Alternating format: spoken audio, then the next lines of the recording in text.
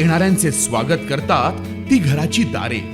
आपले घर, बंगला, ऑफिस, फार्म हाऊस यासाठी सुंदर डिझाईन केलेली jumbo French door, safety door आणि तीही 18 गेज GI सेक्शन मटेरियल वापरून आणि 80 मायक्रॉन पावडर कोटिंग केलेली, संपूर्णपणे मेंटेनन्स फ्री.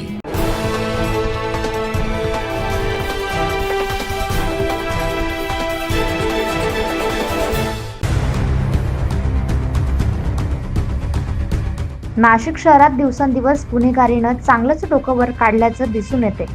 शुक्रवारी शहरातील पंचवटी परिसरातील दिंडोरी नाका परिसरात एका 25 ते 26 वर्ष वयोगटातील अज्ञात इसम हा दहशत माजवण्याचा प्रयत्न करत होता.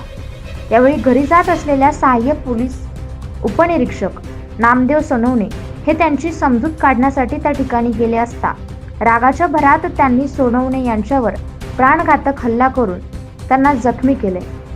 यावेळी तत्काळ आजूबाजूच्या नागरिकांनी पंचवटी पोलिसांना घटनेची माहिती दिली.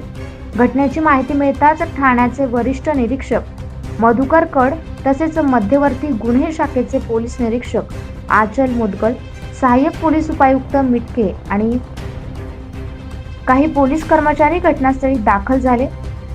त्यांनी नामदेव सोनवणे यांना जखमी अवस्थेत उपचारासाठी नाशिक जिल्हा रुग्णालयात दाखल केले.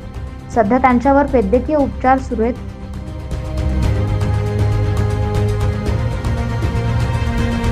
रात्री ड्युटी संपून 8:15 दरम्यान मी घरी निघालो होतो.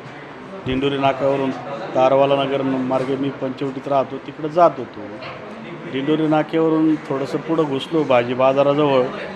त्या दरम्यान एक युवक हातात मोठा चाकू घेऊन असं फिरवत होता आणि पाठीमागं पाहिलं तर कोणी पोलीस दिसले नाही. मागे चौकात भरपूर पोलीस होते, पण मग आता म्हटलं हा कोणाला मारण्यापेक्षा आपणच ताब्यात घेऊन टाकू याला, म्हणून मी त्याला पुढं गेलो, समजावायला गेलो. त्याला मी पकडलं मी, परंतु त्याचा चाकूचा हातात न येता दुसरा हातात आला आणि दुसऱ्या हातात चाकू होता.